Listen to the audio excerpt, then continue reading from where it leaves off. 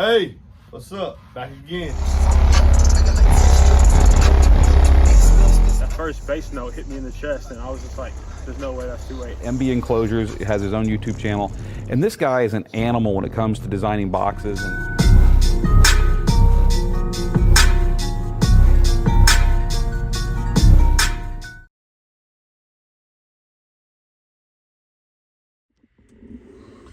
Hey, what's up? Welcome to MBE, man. If you like the channel, please like, subscribe, and share. It helps the channel grow and enables me to do different things. I've got a lot of questions about my EQ.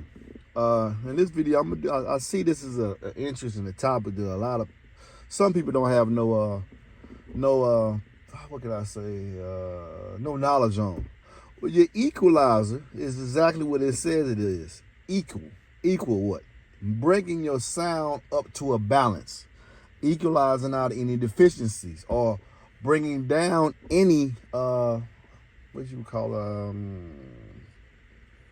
bringing down things that are a little bit too much. You can with an EQ, you can bring things up or down from a balanced level.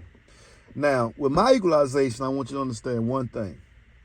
The MBE way, I always get more power than necessary. Always. So even on my amp, I have Digital Designs 200x4. That's 200 watts per channel. So it's an 800 watt amp. However, I'm not using the full 200 watts. I have my AQ set, I have my amp set with, and this is with a fallacy that I think with the SMD distortion detector. The SMD distortion detector, you're able to set your amp, but you're only going to be able to set your amp at full power. You still need the distortion detector, and in my opinion, you still need the multimeter so you'll know how much voltage is actually coming out of your amp. Now, that is in a perfect world, because as the music plays, you're going to get impedance rise. So I never set my amplifier. Let's talk about my mids and high amp. My mids and high amp is 200 watts per channel. I set it with an SMD device to make sure I'm not getting the distortion. I know how far I can go on my gain to get the full 200 watts, but I didn't set it like that. I used that by taking my head unit to its full volume to see where it clipped at. The Stinger High 10 in my application doesn't have no clip. I can go all the way to 40 with no clip. And there's been plenty of videos on YouTube where people tell you about that. There is no clip. Now the voltage pre-out is not the 4 volts they say it is. But there is no distortion turning the volume all the way up. I can turn the volume all the way to let's make sure that we ain't gonna play no music. Yeah, I don't want to hit nothing right now because if I hit anything, gonna play music. So I can turn my volume all the way up, no distortion, detecting all. Now I have when I set my settings with my amp, there's no distortion. My head unit is not clip all the way to 40. I set it not to deliver 200 watts when I turn the knob to 40. When I turn the knob to 40, I'm getting 100 watts on each door. I'm getting 100 watts on each door. Well, why did you do that? Because I want to have headroom. I want to have headroom. When music plays, you have peaks and bursts.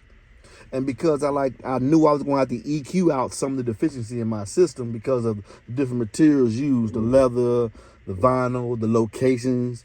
I knew I was going to have to EQ. And because of me setting the setting to just deliver 100 watts, a square root of 200 is, what is 200? Oh, now I forgot the voltage, exactly what it is. Oh, man.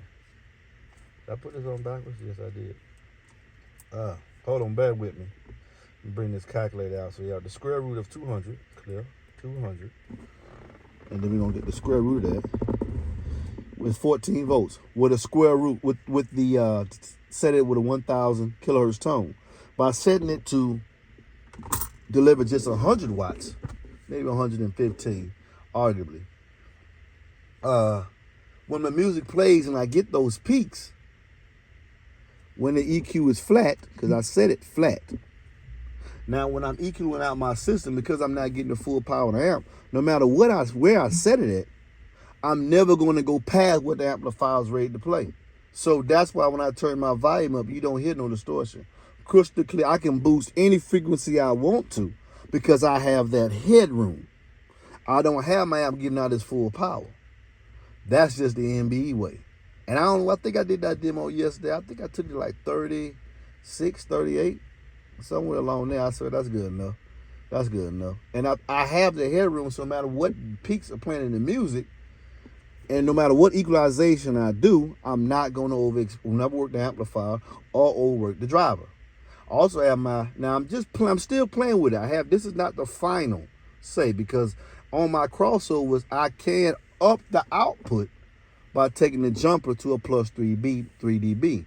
So far, I'm happy the way it sounds right now. Now, I may take the doors back off, put the jump up to 3 dB, and when I go to shows or something like that, which will make it even louder. But at this point, just for listening levels, this is fine. This is fine. Now, if I had a total active DSP, when I go totally active, which I will be doing, going totally active, then this will look like this. The setting will be flat, because my DSP now is going to EQ out the sound. And I haven't even got to, now the next video I'm going to crutch on is I'm going to show you how the Stinger High 10, and this on any aftermarket head unit that has these features. The Stinger High 10 has a lot of features. This video is strictly about the equalizations. My brilliance and my highs, which I can improve by taking my jump on my crossover to 3 dB. This is vocals. All this is vocals. Okay? This is bass. From these 6 here are bass. These 5 here, yeah, because it's a 15 band. 1, 2, 3, 4, 5, 6, 7.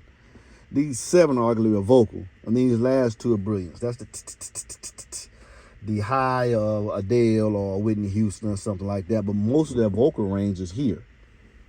Now imagine, no matter what I set here, I would never. If you have set your amplifier to full power, anytime you mess with any of these settings here, you add distortion. And you only need to do that when you got the volume on low.